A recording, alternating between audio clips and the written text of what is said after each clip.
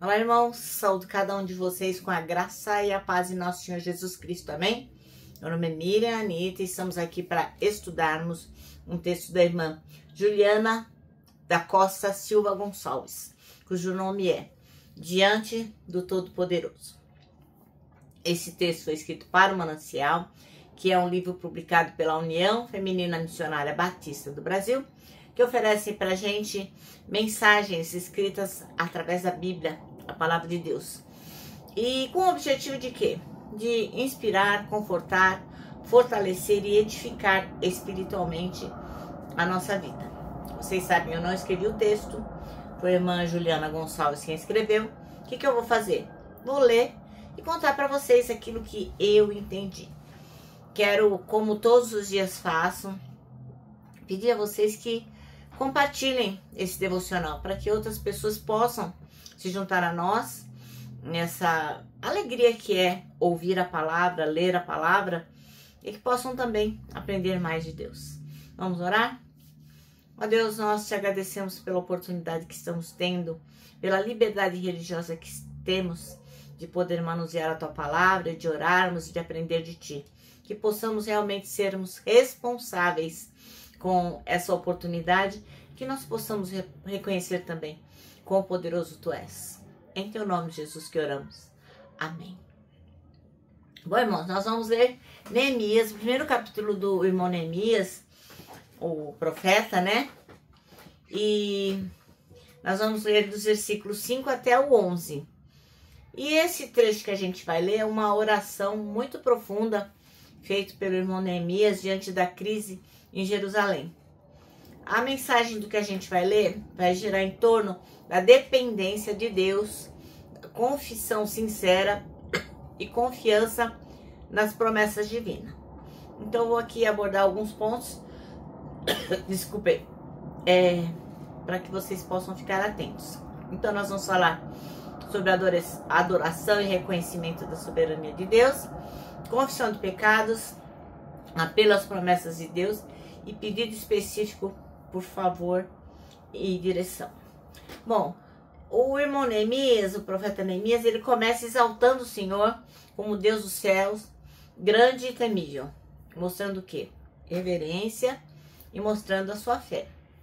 Ele reconhece os pecados do povo de Israel e ele não fala assim, tipo, eles pecaram, não. Ele também se inclui e fala, não, eu também pequei. Eu também sou responsável. Revelando o que? Humildade e arrependimento. Ele também se lembra do que Deus havia dito e fala, olha Deus, através de Moisés se disse o seguinte, que mesmo que a gente estivesse disperso, se o povo se arrependesse, o Senhor ia reunir a gente novamente. E ele ora a Deus com base nessa aliança.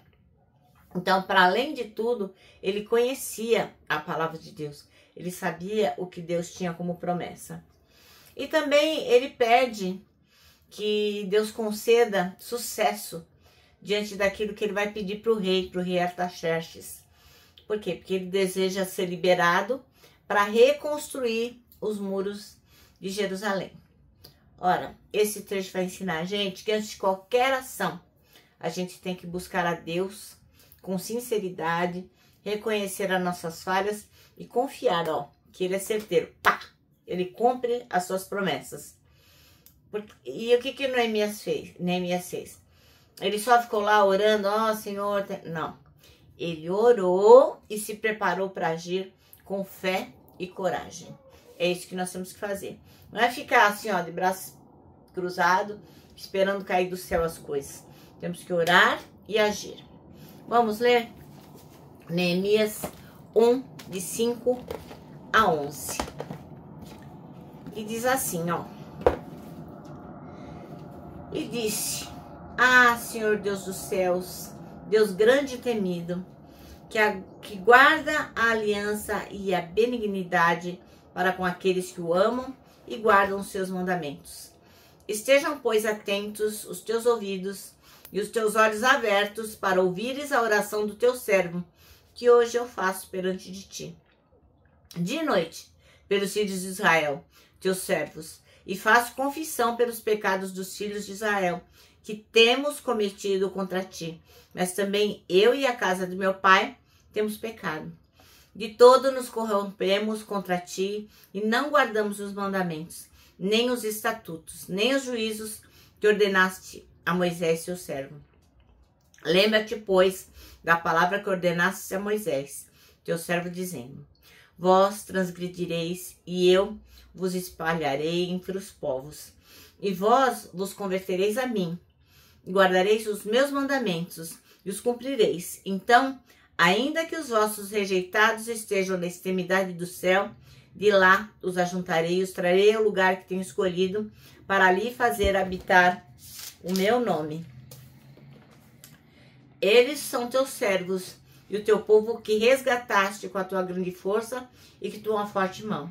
Ah, Senhor, estejam, pois, atentos os teus ouvidos à oração do teu servo e à oração dos teus servos que desejam temer o teu nome, e faze prosperar hoje o teu servo, e dá-lhe graça perante este homem.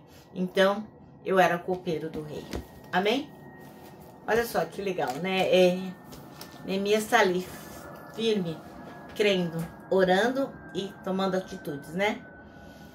O irmão Neemias estava lá diante de uma situação que trazia muitas angústias, né? Que deixava o coração dele bastante aflito.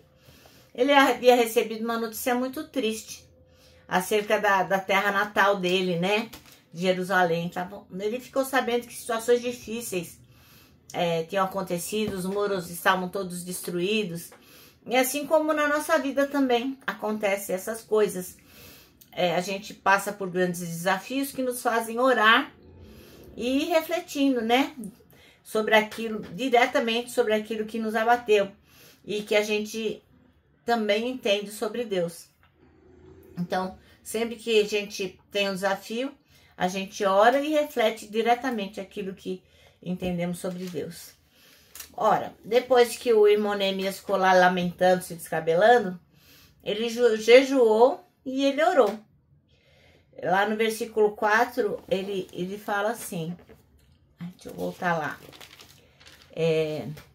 E sucedeu que, ouvindo essas palavras, assentei-me e chorei, e lamentei por alguns dias, e estive jejuando e orando perante o Deus dos céus. Então, ele realmente tinha um desafio ali, e primeiro ele derramou o coração dele diante de Deus. Aí, dos versículos 5 ao 11 que nós lemos, a gente encontra a sua oração. E antes de se colocar diante do rei Artaxerxes, a quem ele servia, o que o Neemias fez? Ele primeiro se colocou diante de Deus, porque ele entendeu que Deus era soberano, era o Deus de Israel e era a ele a quem ele deveria pedir qualquer favor. O texto que a gente acabou de ler mostra o quê? Que a oração de Neemias revela que ele sabe sobre o Senhor.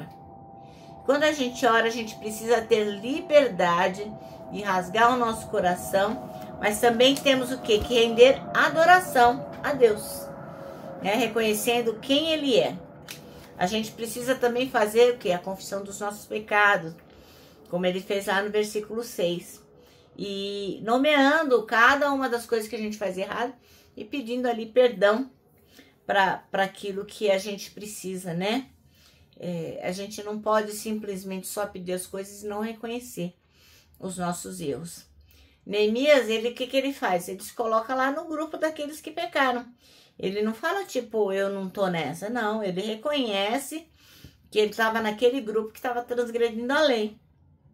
E ele reconhece também que ele precisa de um intercessor para o seu povo.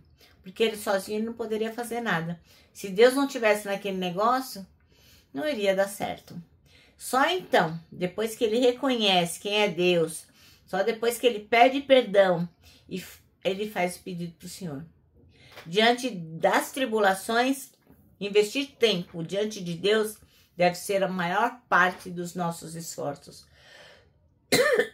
Então, quando a gente estiver diante de um desafio, a gente tem que adorar a Deus, reconhecer quem nós somos, reconhecer quem Deus é e pedir que Ele abençoe as nossas decisões.